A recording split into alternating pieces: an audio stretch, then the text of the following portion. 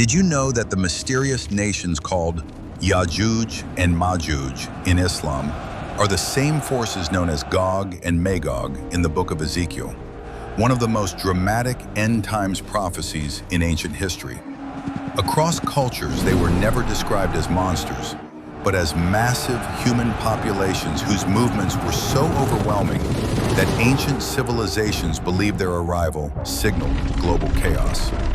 Islam mentions them briefly, destructive nations once blocked by a barrier built by a powerful ruler. The Quran doesn't give long detail, but it makes one thing clear: they were real, human, and extremely dangerous. The Bible gives more geography. Ezekiel places Gog and Magog in the far north, above the Black Sea and the Caucasus Mountains, a region that today includes Russia, Georgia, and Azerbaijan. That's exactly where history points to the Scythians, ancient steppe warriors described by Herodotus as fast, brutal, and nearly impossible to stop. Their invasions came in massive waves, devastating everything in their path. Archaeology confirms this. Scythian burial mounds stretch across the Eurasian steppe. Their horse-archer armies moved with unmatched speed. Their migrations match ancient descriptions of unstoppable northern invaders. Now here's where Islamic tradition adds a striking detail. The Quran describes Dhul Qarnayn, a righteous ruler who built a mighty barrier to contain Yājūj and Mājūj. For centuries, people wondered where this wall could be. Then geography revealed something fascinating. In the Caucasus, ancient civilizations built enormous defensive structures to block northern tribes from flooding into the south.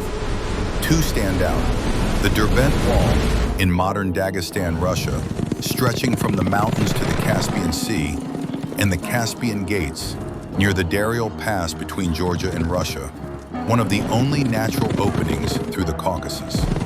Both were built to stop the same northern tribes mentioned in ancient texts: Scythians, Sarmatians, Alans, and later the Huns.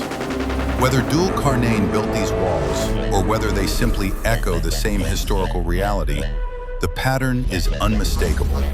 A southern civilization building a barrier to stop a northern human flood. Modern science adds another layer. Population studies show that when human numbers explode, societies collapse under pressure. Climate shifts push entire populations to migrate, exactly what happened with steppe tribes. Anthropology confirms that drought, hunger, and overpopulation triggered the massive northern invasions that terrified ancient civilizations.